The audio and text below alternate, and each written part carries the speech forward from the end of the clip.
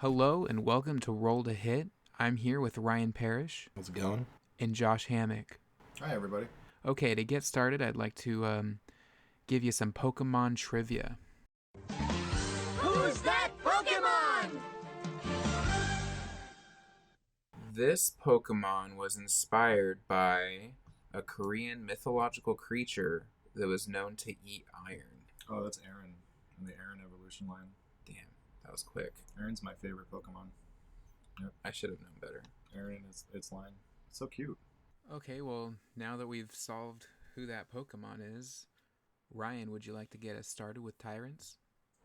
Sure. Yeah. So last time with Tyrants, was kind of a really long and dramatic episode, and I think that one of the most interesting parts of it was kind of seeing Josh have to jump in halfway and integrate himself into the game. So I just wanted to kind of hear from you about, what that experience was like, kind of jumping in halfway through and then having to figure out what, all the dynamics were. Oh yeah, I didn't even tell anyone that I was going to be there. I just kind of showed up. So a lot of that credit has to go to Matt, who's just kind of finding a way to fit me in and just kind of blend me in seamlessly. And because of his actions, I feel like Gil got a really strong role play scene with the Raven Queen and Night Crasher, unlocking his second boon, and all that just kind of came spur of the moment. I literally just showed up, didn't tell anyone I was going to be there, told everyone I wasn't going to be there, and then showed up anyway. Was that like nerve-wracking in any way, or like what was going on there? No, I knew that no matter what, I would be able to just kind of jump in. Either because I spent the first portion just listening, and Ryan and I were going kind of back and forth in DMs, and he was filling me in what was going on, so I could kind of follow stuff without interrupting the scene. Because that's never. I didn't know that. Yeah. That's yeah. Cool. It seemed really seamless when you kind of jumped on and we went right into that. Yeah. Yeah, it's because I knew what was going on partially. I was listening in. And I think I'm the only player who's had this experience, but I love listening to us as a podcast. Like, Tyrants is a really good D&D podcast. Maybe I'm a little biased because I have a personal connection to all the characters and players and story and everything a little bit more than you would like watching Critical Role or anything like that. But yeah, if I could listen to Tyrants more often, I would. I've had that similar experience. I was able to listen to the group when all of you went took up the was it the Red Hill game or the I'm sorry, that's I think that's who that was. Yeah, it was the fight at the docks, kind of. Oh yeah, well, not at the docks, but from the people the from first the docks. fight, yeah. Oh, the first one when we wiped them all out in like two hits. Yeah. I was on my phone listening. Yeah, because I was picking up food. That was kind of like an oh shit though for us in one end, because it was totally badass that we like wiped them out so easily. But in the back of my brain, I'm going, fuck no. That means he's gonna have to come at us with something way harder. And this was probably just like a little tease to try to get us to think, this game's pushovers. And I was like, but no, there's no way he's not gonna make this much harder in the future. And I think we got very lucky that we didn't go to the place he had planned for that fight, because I think we would have had a much harder time. Oh, that's the second fight with the docks. Yeah. He were talking about the first one before that. Yeah. I don't think he wasn't there for that. I don't think he was I listening. wasn't there either. Oh shit. Well, I was there. Gil wasn't there. I was there. Josh Okay. was there Yeah. listening. But I don't think any of us expected that fight to go the way it was, because obviously we made the dumb choice of splitting the party up. And, So I'm all for it. I don't care. I know it's not the optimal thing, but I still love doing that. Look what happened when we split the party. Gil got left in the middle of nowhere, and you guys had an awesome fight. I mean, sure, but then all the stuff that's been kind of coming for Gil since then, and his own little personal journey, I think that's part of the story sometimes. Sometimes, you gotta have, in order for character development to kind of like happen, you gotta go through both your group struggles and your personal struggles. So I think, that's for sure. Happy with how everything's played out. And I always like the option of splitting it because, one, I like seeing Matt have to move on his feet. It's fun throwing stuff. And two, and I know he feels the same way, vice versa. and two, it just opens up. There's more story opportunity. Like if it gives us a chance to, like, especially when we go to a new town, like this awesome place he's just made for us now, with Ulasu. It's so big. So, like, if we're all together all the time, it's going to take so much longer to see all the cool stuff he's made. So, like, if we split up and, like, try to not be the only one by yourself as much as you can, but like Yeah. at least split into smaller groups. It lets us kind of go and see all the hard work he's done. I can see splitting the party being an issue when you're like dungeon crawling, but as far as RP and stuff, it does. I agree, it opens up a lot. And then, so our last session, we all got to experience in different ways. The ball had been like a huge anticipation for like several months. It felt like. Curious what everyone's thoughts on that was, and kind of their character's experience and what they enjoyed about that. Oh yeah. Well, my biggest takeaway from that is the inclusion and date of Red Firebrand. I think that took everybody by surprise, even the Tommy Todd, the player, like going that route.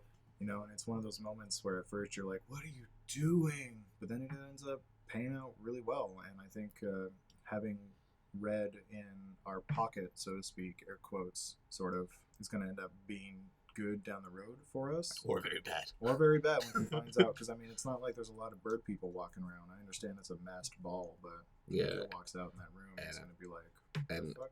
And there's even less. There's even less, 8-foot plus tall giant men with little gnomes attached to their But no, and I feel like that happens a lot though with Brock's storyline, where we're like, oh no, what is happening here? Mm-hmm. And then something totally awesome comes out of it in an unexpected way. So I think I love that DM player dynamic that you guys have, because I think the reactions we get are because it's just so like we're so into it. Yeah. We gotta give props to you, Ryan, for being the one person out of the 5-6 of us to get the twist before the twist. Oh yeah. Yeah, that was huge. Yeah. Well, yeah. No, that was. I gotta give props to my mom watching so much murder mystery dramas on TV growing up, because like I know the twists, I guess, and so it's like you can reflavor them, but if you give me enough time, like when I'm kind of sitting there listening to this person's arc and then this person's arc, and I'm just looking at my note where I've written down the name of my date, and I'm like, Lady first name, Lady Elizabeth. Like Elizabeth's can't be your last name, especially with Kristen's date was like Lady. It's in my Colette. I was like, that's not a last name. So like these are first names. Why don't we have the last name? And then I'm like, why am I being isolated? What? Oh, he wouldn't do that. Oh fuck, he totally would do that. And then we muted the mic, and I was like asking Kristen. I was like, hey, what? Just to make sure, I was like, what's your date's last name? Do you have the full name of either of them? And she was like thumbing through some notes. She was like, nah. And I was like, I think we're about to get fucked by now. Man, I was expecting like the way that Brock described this person to our party. I was expecting like this old witch, this hag, this like decrepit old woman with like the warts, and just like this evil, terrible person. Yeah, I think if we go back and unpack like all of the like build up and the things about it, he's never said specifically this person is the one who did it, and through kind of like Umala's little side, we find that no, like the person that Brock's family was done injustice by, if we're going and boiling it really simple, is this person's like grandmother. Right. Yeah. So like we're 2 generations down now. Yeah. And it's like one of those like cool things where it's like, okay, we're like, all right, I guess Tommy Todd's got a just cause for revenge here with Brock. What do we do about that? Because it feels like we should help him out there. And now he's introduced this whole other element where, at least for now, while we still don't know a whole lot about them, it's like, well, do we want to let our friend kill somebody who's like 2 generations removed for the thing he wants to kill them for? Like, are we really making them pay for the, sins of their grandparents? Yeah. So like, that's interesting, because I feel like where we are right now, though, Matt can still go either way with it. Like, she could end up being like a total shitheel who is just playing nice right now. Yeah. Yeah. But you never know. And so that's why it's fun. And I kind of want to, just before we move on to the next topic, kind of talk a little bit more about this setup, because it's so like, I asked for this ball because Matt asked us all for that, and I really liked, like, I can't remember if it's 2 or 3, but in one of the Witcher games there's a masquerade ball. There's a masquerade ball in in the Dragon Age, I think the last one they made. Yeah, an Inquisition. I think that's the only Dragon Age I've played, but there's like that one, and then there's all these movies that are fantasy setting where you kind of have this like, you have to go to this masquerade ball, but you secretly have other motives that you have to accomplish here, but you have to like fit in with all of the like fancy proper behavior going around you and all the political dynamics that can be a part of like nobility and whatnot. So I just gotta say, Matt crushed that. Like, I got everything. Sure. I got everything like on the list that needed to happen was checked by one character or one little side or another. So, and each of us too, I feel like had like other little things that were needing to be accomplished that we at the table didn't know about. Like, I just kind of went in thinking like, well, I'm gonna try and get info on this lady and just talk to people, and then it turned into me cheating at a race or yeah, at a maze. yeah. Speaking of, both of you guys Yeah, got to do about that that. maze.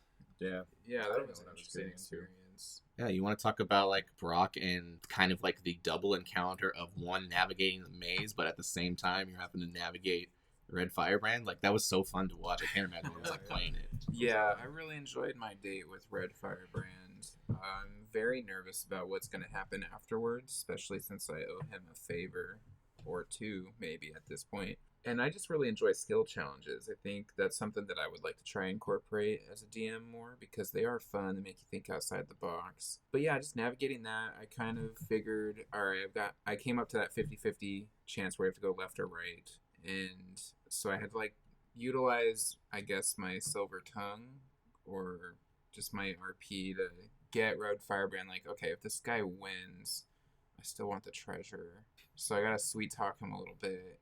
And so that just kind of, just kind of separating my eggs and putting them in different baskets, especially. And that worked out too because I rolled a nat 1 on my skill check, failed. He went ahead and it succeeded. So I ended up getting a pretty cool necklace out of it.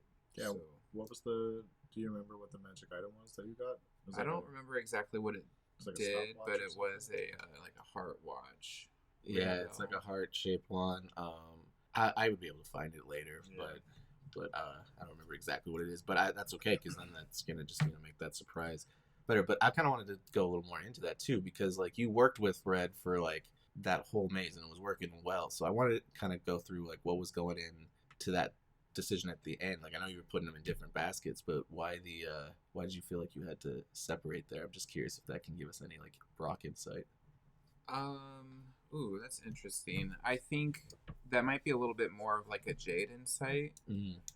Because she's out of, I think, all of the personas that Brock has, I like to think it was like the most balanced. So like it just seemed natural to like split up and keep the the movement going forward to this maze balanced and splitting up right there. And I figured that just helped the odds as well. So I guess that was more of just like a playing the game sort of thing. I don't know if there was necessarily like a personality reason why, besides just covering all of the avenues, options that are available. Did you, speaking of Jade, because again, I was late to the session, and so I was just listening to who I thought was Brock and Mavis in this pleasure dome. Then you mentioned something about Jade will remember that, and I was like, who in my head? I was like, who the fuck is Jade? Is this a new personality? What's going on? Because this one seemed a lot like Brock, so I was like, is Brock like back to normal, just like calling himself different names? Because I think Jade is probably the closest to Brock, in my opinion, as far as Yeah, I like to think there's goes. like a not as emotive Brock. How long were you working on Jade before you unveiled them? I made Rose, Sardonyx, and Jade all at the same time. Oh, really? You just Yeah. had been sitting on them for a while. Okay, cool. That's very cool. Yeah. Can I bring it back to the ball a little bit? Sure. Because I don't think we're done at the ball. Oh no, we're not. This is like the night is still young in my perception of things. I mean, she's just now introducing herself as the host, which is not something you do at the end. That's something you do. Yeah. Like you've let the people gather and kind of feel out the place, and like then apparently the structure of this one is I think it's more like halftime because like I think the ending of the maze like competition was like the end of like the first part of the night, First half of the thing. and then at least and that's all just me projecting and making that in my own head, so that could be not the case, but No. that's what I got the impression. Yeah, that makes sense to me too. I'm excited for all of our characters to meet up finally after this first half of the ball. Maybe share info and I don't see know if what I'm meeting up happens. with you guys anytime soon. I think I'm kind of pinned. Well, I think Gil's going to try to hook back up with some people because technically, him and Granger aren't supposed to be there. Kind of check in, just see how everyone's doing. We'll see what happens. I mean, do we want to talk about what we're planning or not? I mean, by the time this comes out, I imagine we'll have played again, but who knows? Maybe not. talk about what we're planning. Yeah, because like I don't know, it's probably better to save it, but I have ideas about how I feel like this night's gonna go. and what Umala wants to accomplish. Hey man, I think you should. If you don't want the party to know, or if you want to keep it in game, I don't think you should talk about it. I think this might be a good time for us to transition to some questions, because we do have some questions about that night, along with some other stuff as well. So I'll go ahead and start. I did not get to second base. So. Yeah, because the guy you were getting chummy with passed out in the front yard in front of the maze. Cross that question right off. I want to throw that out there. Okay. No one got to second base with Gil. Yeah, I think Jade will have no comment as well. Okay, I don't know. so My prospects are looking. this one is for Ryan Parrish. Oh shit. At Pretty Onion wants to know, what are you most excited about with regards to PC progression at this stage? Like for my character personally? Yeah. That's a good one. That is a good one. I think what I like the most, I honestly feel like this ball is like kicking off the next phase. So I feel like if we were like, MCU, like leading up to this was phase 1, at least in my character's like Phase reveal. 1, Because you know me, I like to make slow burn reveals. And so Yeah. so like I feel like we're at the stage where, as far as like my goal for what the party knows and doesn't know, Umala is like, I think the second oldest in the party. I think like it's like Remder obviously by a long shot, and then like Umala is like the second oldest. I'm 3. Yeah, well maybe Brock. I don't know. Brock, how old are you? Brock's pretty old. I'm either 69 or 169. Okay, so let's Holy scratch that. I'd be third oldest then. But he, for his like, for Goliaths, their like max lifespan typically is like by 70 because they like to burn out before they. He's probably older in comparison. So in comparison, so yeah, like he's like in the last third of his life normally. Yeah. Okay. And so I feel like the party knows his heart, but they don't necessarily understand him yet, and I think that's where I want him in terms of that. But this ball has been a lot of fun, and I think with all the stuff that was going on, I think there's a lot happening at this ball that is very interesting. Yeah, that's really the fact that you because I haven't really thought about that because different species live to a certain length. Like I always thought Brock had the mindset of like a 30-year-old. Mavis was like in her 20s. Gil's supposed to be like a fresh 18-year-old, and then Grender like an old man. But like with Umala being middle age, near the end, I think that puts a lot of perspective on at least the relationship between like getting bossed. Like you don't want to be like 45 getting bossed around by like an 18-year-old manager. No, not at all. So that puts a lot of perspective on our relationship, at least in characters. I think that's really interesting. Don't really think about that much. Yeah. He's got experiences and stuff that are trying to just slowly kind of interject them where appropriate. Definitely should be the captain. I think this one's for Josh. At Thaco, more like Thicko. As the only person to play an Artificer before in our group, what are your thoughts on the new Artificer in Tosh's? Oh, I haven't read too much about the new subclasses. I know that they doubled what they had. They had 2 with whatever book Artificer came out with.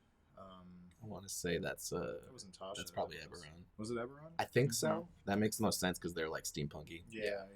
I really like the Artificer. I was actually talking about that the other day. I think it'd be fun to return to it. The one that I made was supposed to be a battle mat, or whichever one you get, the like little homunculus dog thing. But I actually haven't done that much research into the new Artificer subclasses. But I think one of them is a lot more like Full Metal Alchemist sort of a deal, where you can kind of like make stuff like on the fly. I think Artificer, it'd be a fun class to return to. Free magic items, like the whole thing I feel like it's one of the a really big support class.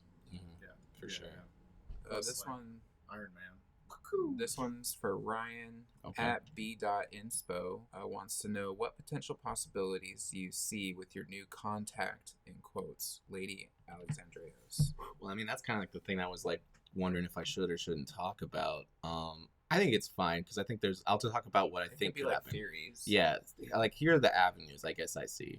Sure. One is Umala completely changes course and is like, we've got to there's two of this. There's 2 ones where I think Umala definitely doesn't want her killed tonight, and is definitely now weighing like, is this something that we want to actually help Brock carry out, or do we want to essentially help our friend kind of see the folly of this like path. Mm-hmm. And I think that's where he's at currently, because so far it's been like an hour or two, but she seems like a fairly nice person. She seems mostly like she doesn't care for like poshness of nobility and like all that stuff. And it seems like, you know, she's just a lonely person who just wants somebody to like see her as a person. So like Umala's already empathizing with her. So there's two routes though, because one of Umala's things is that he does not let emotions, which I know that doesn't always play out because I'm a player, but he tries not to let his emotions sway his decision making. So there's two routes. We could either, you know, befriend her and try to stop Brock, or we could befriend her to get her in position for Brock to do what he needs to do. And I think it's a lot of growth here. So it can go possible routes. That's kind of why I really want to see the second half of the ball, because I think that'll be where Matt kind of like starts like throwing in some things to make it more of a choice. Because I think right now, with the facts that are presented, it's like no way that we kill this person. And I know Matt's got more up his sleeve, so he's going to throw in wrenches. He's going to make things complicated. But I think that's the progression is this someone that's worth stopping? What's the plan? And maybe a valuable ally to us? Yeah. Or is this a person that, we find out has to get got? And do we do the old become her like personal bodyguard, become like an advisor of some sort, become a friend of some sort, just so that we can get close enough to finish her off when she least expects it? We're also trying to grow an army, so who knows? That's the thing, yeah. At 100 That Nerd for TT, what is it like collaborating with so many people to create Strongholds? Is there anything you feel is missing at this point? I think this one's going to be pretty quick. It was a lot of fun. I think I've talked about this a little bit before, is it's, you know, really important for me to try and, you know, stay true to what everybody has done for each of their strongholds / regions that they've all created within this continent of Galrus, while also kind of behind the scenes adding my own little twist to them based on like the historical lore and stuff that has really not been, well, some of it's been kind of uncovered, but some of it's still like mysteriously happening in the background. So maybe I'll put a plug in that one and then, or a pin, and then come back to it again to answer, is there anything missing at this point? Because there are definitely things happening in other regions of Galrus that we don't know about yet, and we're going to see how that transpires between the high level NPCs and like the main parties that are currently campaigning in this area. I'm also going to take this time to plug that if you are interested in adventuring in the land of Galrus, please send me a DM and we can talk from there. Looks like we just got another tweet question in. This one's from Avocado in a Chef's Hat. This one's also for Tommy Todd. What's it like with Brock having all of these new personalities showing up? You're essentially playing 5 different characters. How's that experience going for you? And how is that compared to DMing a bunch of NPCs like for a different game? Ooh, that's a good question. Messy. It's very messy. A lot of it, I feel like, just gets me in trouble because I'm on my toes a lot. So basically, my inspiration behind this is obviously Brock is using psychic abilities. He's just weaned himself off, or he thinks he, you know, is cut free cold turkey from Vecna, the Whispered One, and there's kind of this void there in his mind that was once giving him like all of this guidance. So I'm using Legion from the X-Men as like my inspiration behind this, is like as he explores his psychic powers, he develops new personas in order to maintain and master those. So Brock's kind of doing that same thing. And since there's not really a void there telling him what to do, there's these other personalities that are kind of trying to fill that void. So I'm just, hopefully it's not too much of a headache for everybody. I think Matt's doing a really good job at navigating that. I'd say it's a little bit easier than doing NPCs because the voices for Brock kind of come naturally. Sure. Where NPCs, it's like creating more characters and having like other backgrounds decided. So I'd say it's a little bit easier. I imagine it's probably the same for like Charlie and Umala when navigating both of them. I mean, that one's interesting. The funniest thing about the character progression earlier is we've done a lot for Umala. Nobody ever asks about Charlie. And when we did once, I think Mavis really broke through on some Charlie stuff. And there was a moment there where I thought the Lady Elizabeth was going to go a little deeper too, but we're keeping that on wraps. But I actually also have just received a question This one is from definitely a Spoon 69. It says, last session, Brock found another magic item. What advice for adventurers who maybe not find many? I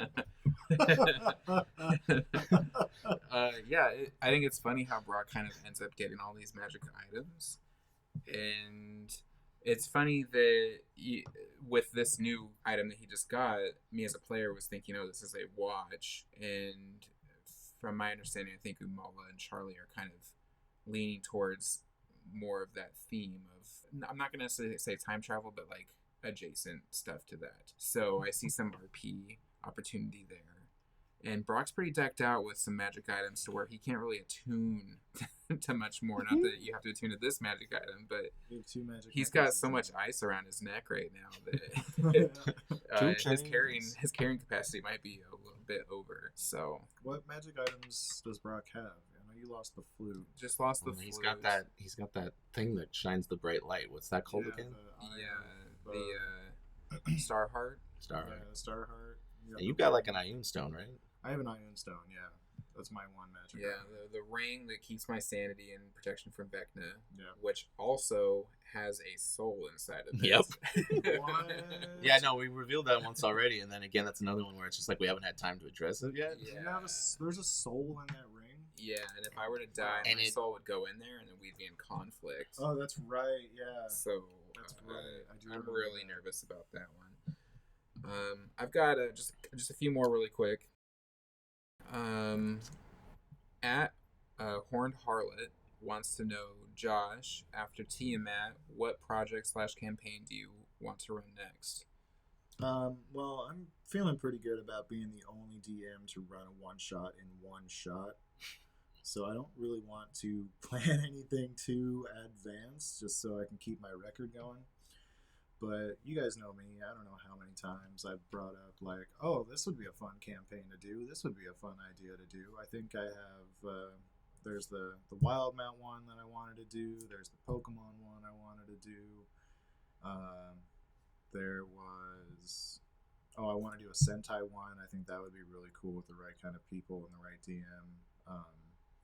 As far as projects, though, I'm too busy to really sit down and plan all that stuff out. I wish it wasn't the case like that, but, sometimes life gets in the way a little bit. Yeah, I'm more of an idea guy, it seems like. I think it'd be cool, though, maybe, and even maybe if that means, like, we have to collab on it or something, but eventually, I don't think it's anytime soon, but eventually these campaigns will come to an end, and I know that, like, it's going to be hard to just, like, pop out with another one, so, like, once we start getting that end feeling, if you ever wanted to, like, come forth with an idea for, like, a mini campaign, maybe something that's, like, a filler until... whoever the DM who just finished wants to get another one going, then I think that would be great. Or if like a DM just needs that month off, even though with the current schedule we have, I don't really see DM burnout being a real issue. Yeah, no.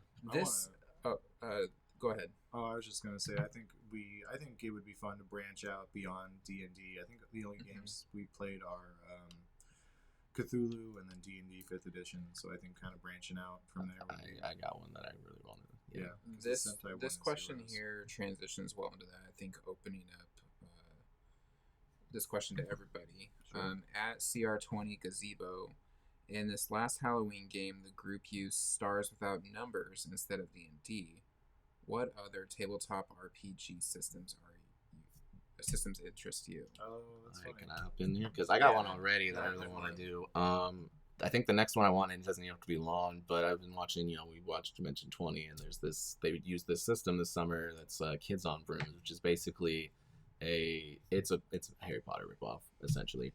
But the thing is, just like D&D, you just can take the rule set and make it whatever you want it to be. Yeah. And the thing I like about them is that I think it's a really easy point of entry, because rather than having like quote unquote stats, you have 6 types of stats, right? But your stat is the dice you roll for it, and it goes from 20 down to D4. Yeah.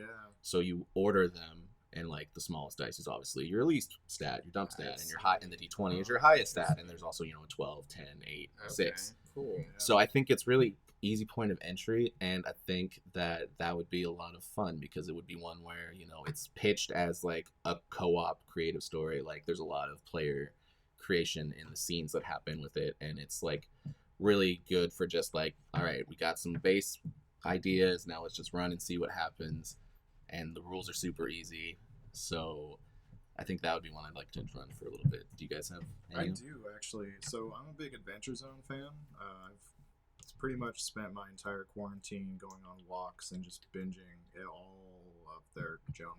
I'm a big McElroy, Stan, or Chad, or whatever the kids are It's saying. Stan. Stan. And they use, for one of their games, Adventure Zone Amnesty, they use the system called Monster of the Week, where there's a bunch of different game types for it, but the only dice you roll are 2d6. So you say, like, this is what I want to do. And then the DM's like, okay, well, go ahead and roll 2d6. And then if you get, I think, between 1 to 4, 1 to 5, you fail at the task. 4 to 8, you succeed, but with difficulty. And then like 8 to 12, you succeed. You do it without any trouble at all. And so it's a very narrative-based game. You do have a character sheet and stats that you can do, stats and abilities you can do, and of course they have different versions of the game within the game system. So it's Monster of the Week, but it's not necessarily like a Scooby-Doo game. You could do like a Star Wars thing or something like that. Cool. It's very narrative-based and much more, I think, down to chance than what D&D is, because you're very limited to what you can do. You just roll the d20. But as long as you can justify why you're doing what you're doing, the dice will tell you whether or not you how well you did it. I think that'd be a fun system to get our hands into too. Cool. I have quite a few, but I'm just going to say two. One, I really enjoy the Warhammer Fantasy core set. Those rules are really fun. The way that you level is different, as you start off with a job with certain stats, and as you grow, add on to it. It's more, your class is based more on like your background in like D&D 5e, sort of like the It's more like I think your skill tree. Okay. It's okay, it's cool. all skills. That's really cool. Moving forward, and then also I really badly want to run a game using the hero system. Yeah, that's what the Sentai game is, a hero system. And and then it's a little crunchy, but I think there's ways around it to kind of make it faster. But then having it be a superhero. Yeah. Themed. Yeah. The Sentai game, like I said, it's a DLC of the hero system. So that's Cool. what it uses, and I like that. The reason I like that system is because you can, like, these are my powers. I can turn to metal, and I can have super strength. And it's like, okay, well, you have to choose between like transformation and like enhanced power. It's like, okay, my enhanced power is strength. Like, there's a lot of possibility to customize and get exactly What who you you want want to be. Mhm. Yeah. Okay, last one here. This one's for Gillick Flightmount. At Some People Call Me Maurice. If Gillick Flightmount had died in the fight against the Deathlock in the Mausoleum Foley, what was your replacement character going to be? Is this question for Gil or for Josh? I think it's for Josh I think it's for Josh. Okay. Yeah. from the Gangster of Love. Yeah. Shoot. Yeah. Well, I actually, as soon as I failed that saving throw, that death saving throw, I immediately checked out of the battle and started looking up what would be a good character to pick up. Because I didn't know I was going to get rezzed. Matt actually gave me the option. He said, do you want to come back to life? Yes or no? And I was like, oh, what do I want to do? And I said, yes, I want to come back. And so Gil came back. But I was thinking very heavily of a Ranger Voidwalker, because I thought at the time we weren't really too far into the Tyrants story. This was like one of our first big dungeon crawls. So I was thinking more along of what would be a fun character to play and also be able to justify their existence into this world really easy without too much work on the part of the player, the DM. And so I thought a Voidwalker, just a ranger who travels in between dimensions, would be really, really easy to justify the arrival of that character. And I've been kind of jonesing for a ranger ever since. That's funny because my backup character is not that, Yeah. but I feel like is adjacent. Yeah. Can I? I don't know if I've ever shared this, but you guys know who Gil saw when he died? I don't know. I don't think so. No. No. Yeah. Well, Gil was greeted by a little black Kenku Oh. who flew down and landed in front of him, and they had a nice little conversation about where they were, what they were doing. Yep. That must have been confusing for Gil. He's like, I'm going back so I can get away from this bird that just says the one thing over and over again. Well, no, because Denki was granted. Denki could talk in in the afterlife. He was awesome. He was talking, or at least he was talking to Gil. You know, Kenkus are always difficult. You don't do them right. But yeah, a little behind the scenes thing is Gil and Denki met up. I don't think Gil knows who Denki is, but I was like, this will be a fun. It's like, yo, bro, we found your book in a cell or something, or like a shoe or something. No, I don't think we've had any trace. It was a boot, yeah. A boot? No, there was a time when we were down there, we went through where we were being held in cells as our other characters, and we found an item, and I wanted to say it was either yours or Corey's character. Or Corey's character. Gotcha. Yeah. I know I have trauma from that party, so I've forgotten so much about it. Speaking of trauma and edginess, that's not how I want that to be introduced. How do we want to introduce that? Speaking of family drama. I don't know. Speaking of family drama, I tried to give you guys like the road, and you guys turned it into Twilight and anime. Welcome to the Pack and the King's Road. Okay, yeah, I think this is a good point for us to kind of move over to our next topic of King's Road. We just finished yesterday, pretty long day, pretty big session of King's Road, which Ryan, you DM'd in front of a larger crowd, a majority of King's Road. What was that experience like for you?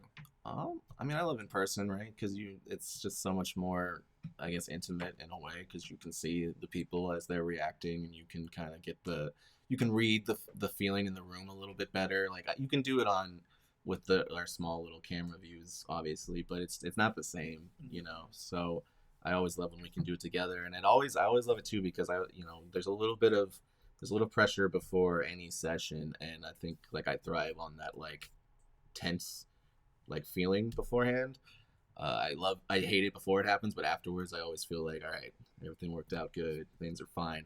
In person it's even more, because everybody's right there with you. There's much less separation, and I mean, I kind of get that with Tommy and Kristen already, and now that Logan's joined the party as well, so it wasn't actually a whole lot bigger than normal. I guess it just we had you now, but still I love it, and I always feel like, all right, when we got people here that are here special, we gotta try to put something really good out there. So that was a lot of fun. Yeah, can I say something? I mean, you guys have mastered the art of being in the room with each other, but still looking at your camera. I don't know how many times I was like looking at the person talking, and I realized how much of a disservice that is to the two people who aren't in the room, you know? And like, when I'm on the other end of that camera, I see you guys looking at me. You're not looking at each other, even when you're talking to each other. You're talking through the camera.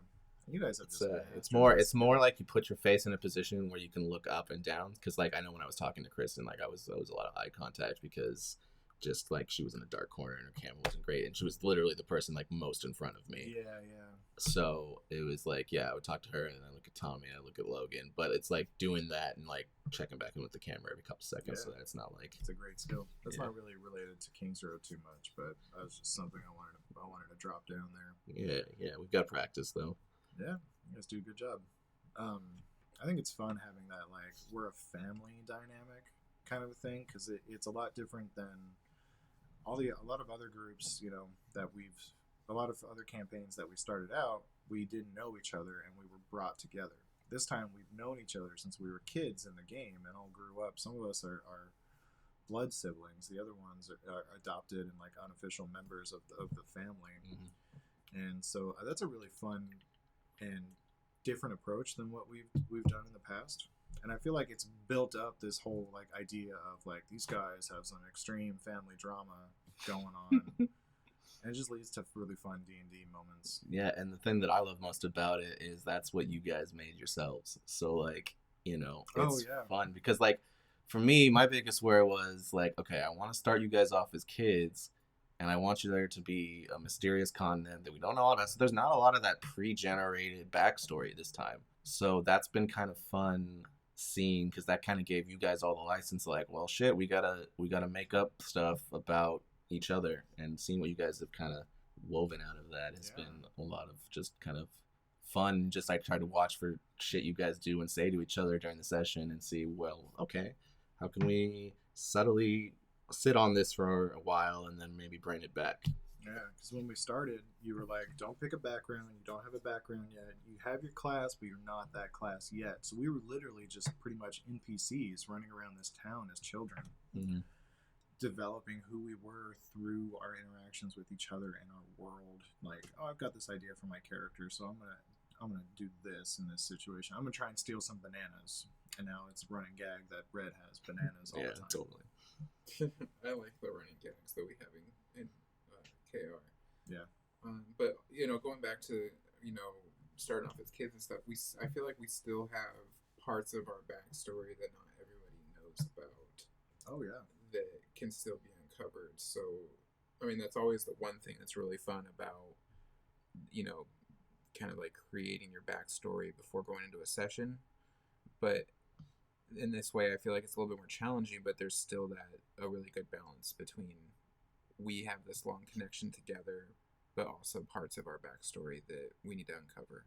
Yeah, I think Jake and Red are probably the only two of the 4 OG pack members who spent a good amount of time together throughout that time skip age, because they stayed in town and they worked together a lot too. And weren't you guys living together in one And point? we lived together. All 3 of us lived together. I think Videla. Yeah, Videla was in on that, so she spent some time for She was a ranger, so she was like, out of town doing her ranger stuff, being a bat, and then Oric was a city guard, living in a town guard. Oh, jeez, I was there too.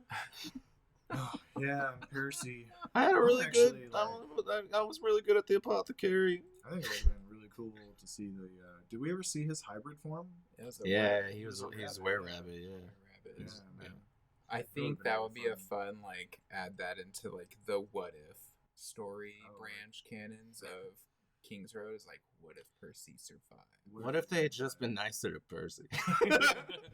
What if they never found that wrecked carriage and they just went to Grendel's house? Yeah, I fucking love that, because that was the main thing the whole time. Also, I mean, we talk a lot about the pack, but I gotta say, Ryan, as the DM, I'm very hyped about our new PCs and how you've introduced them to this campaign. Really hyped about Zillith. Gets me laughing every time she says anything. Yeah, she's so about good. anything. She's so good. She's up to shenanigans right now too. Pen is very intriguing to me. I am really excited to see how Corey plays out this character, and Oric is very intrigued by this person who reads books. Yeah. Wait, maybe I could get somebody else to read these and just give me the spark notes. more like, so you like to read? What does this say? Pointing at words. Yeah. Diction. And then also, I'm really excited about Clover and hockey. Clover to me reminds me of a character in the Castlevania series called Alucard. I've seen the first season of Castlevania, the Netflix show. Which one's Alucard? He is Dracula's son. Yeah, but no, all of them were fun. Kind of coming up with them. It's also been interesting. Like, I gave all you guys your liking stuff, so I wanted to make sure that each of them had their own little special things on the side too. Yeah. So that they didn't feel like they were missing out because they joined later. And I think it's really rounded the party out now in a way that's going to be quite a headache in terms of making sure that the battles are going to be interesting. That's my biggest I don't know, DM paranoia back theories. Are these battles any fun? Because even last night, until everyone was telling me how much they loved it, I was like, is this battle even any fun right now? I don't know. I'm always worried about that, because they're so fickle, especially when they're a random encounter. Yeah, especially when they're random encounters, but they can be so fickle because they could either be way too easy, or they could be, oh well, this is taking fucking forever and no one's even enjoying this. And I think I feared that one more than the too easy one.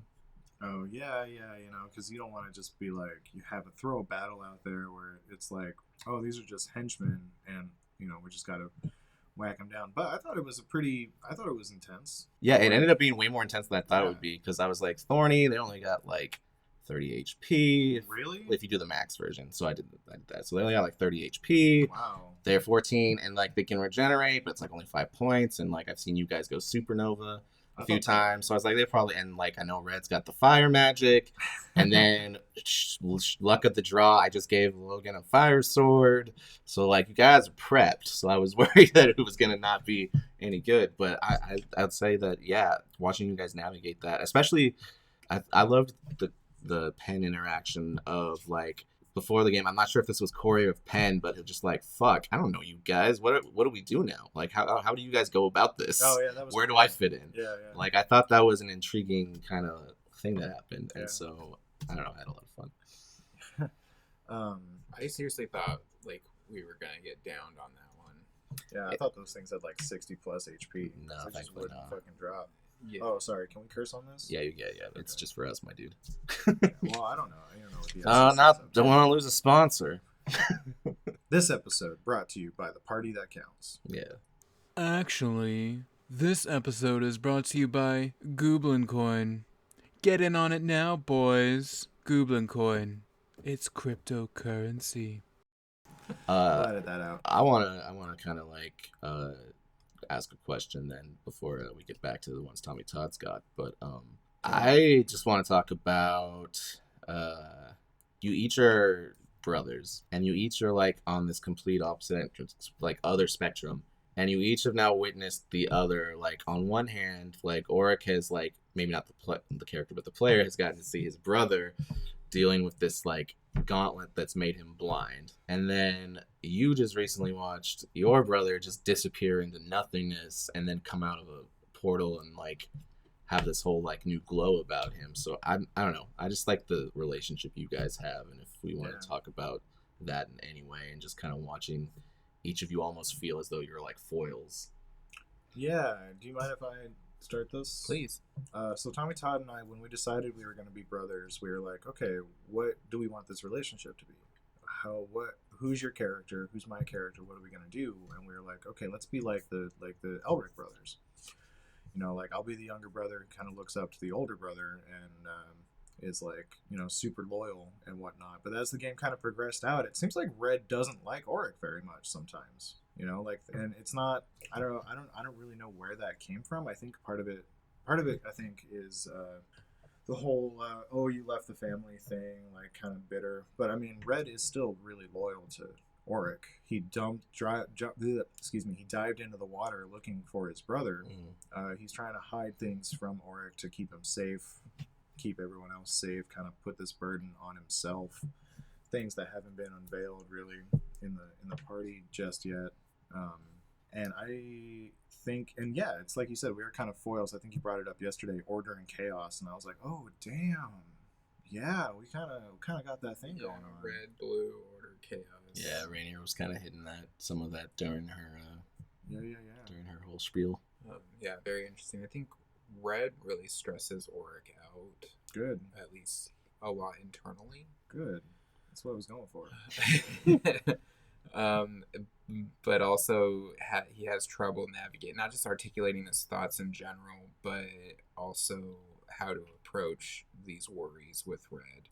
And knowing or suspecting that he's going to get some type of, like, not necessarily talk back, but a response that he's not going to be prepared for and able to follow up on. But, of course, like, I think Auric really tries hard, and I think it kind of came out a little bit in battle of, like, just protecting, and mechanically speaking, like, protecting the ones he loves. So, like, when he went in and jumped in between Clover, Videla, and he's, like, screams, like, brothers and sisters, you know, some commands and stuff like that, you know, he's very much bound to these people that he loves dearly and like what he surrounds his oath around. Now, how he navigates actually showing that in like day-to-day dialogue and stuff can be tricky, but also very exciting to see like what kind of unfolds there. Yeah, funny. Paladins are charisma casters, right? Mm-hmm. Yeah. And Auric is just like...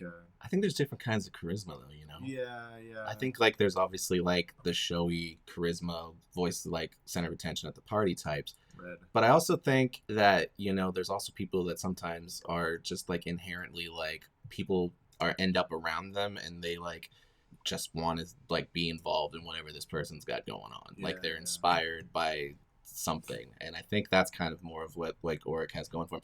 But I also want to just say, without really going too much more into it, your comment about, leaving the family and like your stuff is you're trying to protect the family and all that good stuff. I think that's really perfect again for the foil because Red's got that going on. But I think you could easily argue that Auric had that going on too. Yeah, for sure. Auric is the only one that went off. Like, Red was protecting the family by trying to keep him alive financially, monetarily, but like Auric went off and was literally protecting the town and learning, like the only one that has any sort of like official combat training.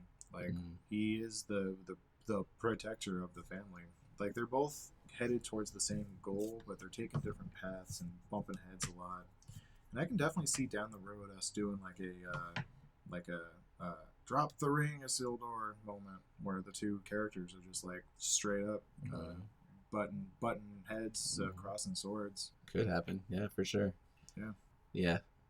My favorite though was just kind of that getting to do that montage with Auric for his like moment with Rainier too, because I thought we got to really a lot of cool stuff about what his motivations really are, because I think there's the perception of the rest of his family of why Auric did stuff, and then there's the reasons Auric actually did the stuff for him. I don't think Auric really wears his heart on his sleeve and doesn't really communicate his very kind of stoic out of the most of us, out of all of us. Auric is the most stoic for sure. So he's got some stuff inside. If the other three members of the party, Clover, Pen, and Zilith, had lichen forms, what would they be? I know the answer to one of those, and it's a goose. Right. Sure. Sorry, Jet, but you pick a better animal. I don't know. It's hard to say because I think it would be a bit of a collaboration between the two. I would probably, at this stage, if I just had to pick any animal, I feel like Clover would probably be like, I feel like a were owl would be really cool for Clover. An owl? Interesting. I was thinking Pen as an owl. That could be too. Yeah, I could see that.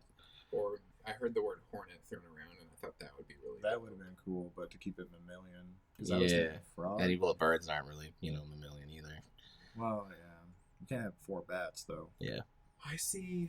Yeah, okay, wasp. yeah. What's that? I feel like Clover, with being Ash Fallen, would need something that's like a nocturnal creature, though. Like maybe like a possum. Yeah, but something cooler than a possum. Possums are pretty dope. Possums are cool, but so cool. Yeah, but I mean, like, what do? I turn into a hybrid possum. What happens? My tail gets really long, and I kind of can eat dead things. I mean, I feel like you could, there'd be that. You could do some sort of like, especially as a cleric being like a support character anyway. What is that one spell where you can like false life or whatever? Yeah, I think there would need to be some. There would probably need to be something around playing dead, or like some ability where like you fight dead and like this happens, or like I don't know. If you guys out there listening in Radio Land have any suggestions for the hybrid forms of our 3 non-Lycan players, please send those in to @rockandroll4damage, rock and roll to hit on Twitter. We'll have an email soon, probably. I think Matt's already set it up because he has to have one for YouTube. Check out the YouTube, post us, like, subscribe, comment. Send us those DMs. As long as they're appropriate, we'll answer back and we'll read them. What was I gonna say though? There was one more thing I wanted to throw in on that topic, and that was shit. Oh, what I wanted to say was whether or not you guys want to like make them lycanthropes or not. I mean, you have a vial of lycanthrope blood, and all of you are lycanthropes. So I have a vial of unidentified blood, sir. No, it's been identified. Oh. It just wasn't updated in the notes apparently. But you have lycanthrope blood. In a vial. Oh, jeez. And I mean, technically, there's no bumpers here. You guys make your choices. We can bite them. Yeah, so it's like if those players really want to join in on that, they can. It's also not any kind of requirement. Okay, before we finish up, we've got a few more questions from our fan base. At Crit Happens, what's the best crit fail you've had in a campaign as a DM or PC? I'm going to go right off the bat here. When I ran CBS, I had an encounter with y'all where I had 4 people attack at the same time, and I have a picture of it to prove it. I rolled nat 4s or nat 1s on all 4 of them all together. I think It's on my Instagram. I have 2, but the one that really comes to mind is the classic Zim moment where I'm trying to throw a knife at a tingle balloon, and I roll a nat 1 on my attack roll and just throw the knife straight up in the air and down into my foot like that scene out of what's that movie with Jim Carrey, Ace Ventura. Yeah. Huh. I don't really remember any specific Nat 1 instances. They all kind of run together, but I think the one that sticks with me the most as just like the whole thing I know I rolled poorly for and that it just ended up really bad was actually like a side one that me, Matt, and Tommy Todd did as our as me as a CBS character.